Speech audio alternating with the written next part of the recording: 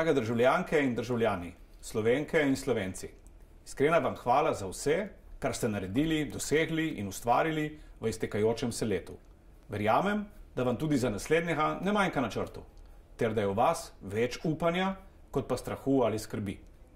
Na najnovejši mednarodni lestvici Indeks dobrih držav se je Sloveniji uspelo zavihteti na visoko 8. mesto, torej med države, ki na svetu najbolj pripomorejo k miru in razvoju. In na ta podatek smo lahko Slovenci še posebej ponosni, ker kaže, kakšne so naše slovenske vrednote. Slovenija je še vedno ostaja skupnost z izrazitim čutom za sočloveka. Tako smo v letu 2024 uspeli dvigniti minimalno plačo in izboljšati tudi povprečne dohodke. Zrastle so pokojnine in to znatno, zraslo je tudi število štipendij. Ustavili smo dvig stroškov za dodatno zdravstveno zavarovanje. In prav v zadnjih dneh leta je vlada tudi pozvala k spremembi obračunavanja omrežnin, ker je enostavno nedopustno, da bi kdorkoli lahko položnice za elektriko dvignil za tako visoke zneske.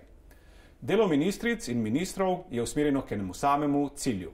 Vsem državljankam in državljanom omogočiti mirnejše, predvsem pa boljše življenje. Pot k temu idealu ni lahka in tudi ni vedno brez napak.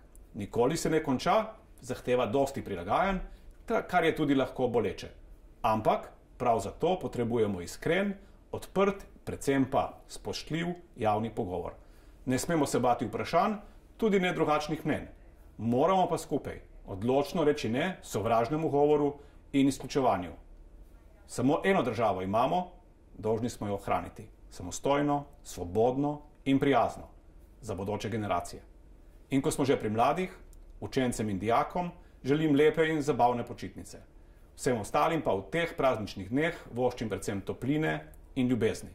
Naj bo leto 2025 zdravo in uspešno, predvsem pa v srcih ohranimo optimizem, pogum in našo Slovenijo.